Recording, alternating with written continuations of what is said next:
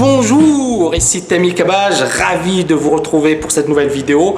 Donc chapitre ou partie 4, quatrième partie de l'art du trading. Je vais justement revenir sur la puissance de l'analyse technique dans la pratique. Je vous invite à vous inscrire à notre newsletter pour justement compléter les connaissances que vous allez recevoir dans l'ouvrage par pas mal de vidéos éducatives. Et je vous retrouve de suite. À très vite.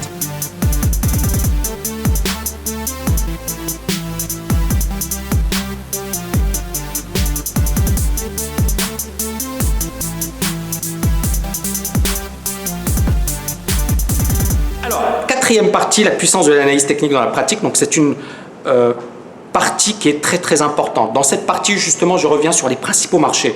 Marché des actions et des indices, marché des devises, marché des matières premières. J'ai introduit le marché des changes. Pourquoi le marché des changes, je l'ai introduit? Parce que justement, ça fait pas mal de temps qu'on m'en parle, qu'on me dit « Tammy, qu'est-ce que tu penses des devises, etc. etc. » Donc effectivement, j'ai développé un chapitre dans lequel je reviens sur les fondamentaux des devises, tout ce qu'il faut savoir sur les devises de manière hyper simple. L'objectif, encore une fois, c'est de vous faire votre propre idée. Alors, quelles sont les nouveautés dans ce chapitre? Ben justement, on a depuis 2010, pour ceux qui me suivent, je suis haussier sur les indices. Alors que beaucoup disaient les marchés vont s'effondrer. Donc je reviens sur pourquoi j'étais haussier.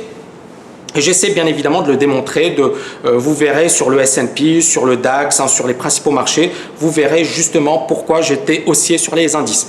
Sur les devises, nous étions très baissiers sur l'euro-dollar à partir de 2014 et je vais vous montrer pourquoi. Et vous verrez que c'est vraiment super et vous verrez la puissance de l'approche et de l'analyse technique et surtout de l'approche que nous utilisons pour anticiper les mouvements les plus puissants.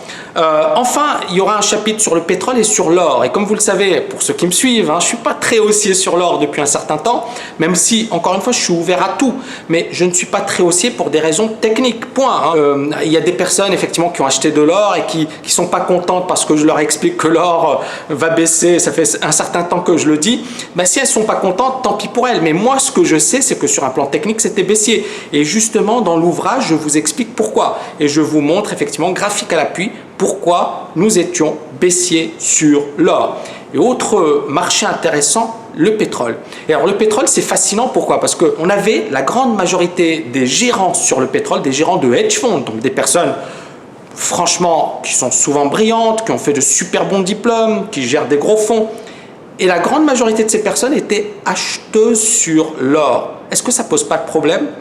Pour moi, oui. Pourquoi? D'autant plus qu'effectivement, j'avais la grande majorité de mes étudiants qui étaient vendeurs sur le pétrole. Donc eux, ils étaient acheteurs sur le pétrole et nous étions vendeurs.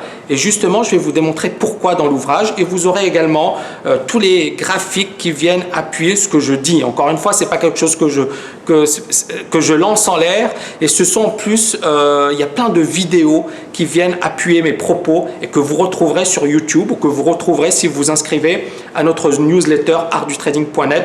Il y a un site sur lequel vous avez effectivement toutes ces vidéos. Donc c'est hyper intéressant parce qu'encore une fois, moi mon objectif c'était de vous montrer que vous n'avez pas besoin surtout d'écouter les gourous, parce que je connais beaucoup de personnes qui ont suivi des analystes financiers, des banquiers, qui leur disaient il faut vendre, ou il faut faire ceci, il faut acheter de l'or. Et ils ont perdu beaucoup en suivant les conseils des autres. Moi, je me souviens d'une personne, début des années 2000, il avait assisté à une conférence donnée par des analystes financiers au sein d'une grosse banque d'affaires américaine, je ne vais pas donner le nom, mais grosse banque d'affaires américaine, et il leur disait, début des années 2000, achetez des biotechnologiques.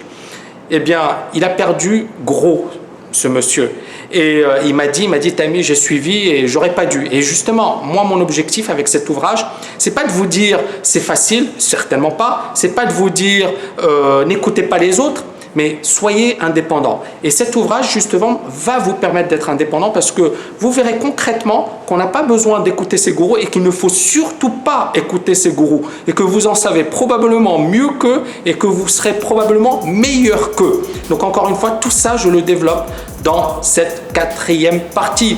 Voilà, j'espère que vous avez aimé cette vidéo. Si c'est le cas, likez-la. Si ce n'est pas le cas, il faut la liker quand même. Et je vous dis à très bientôt.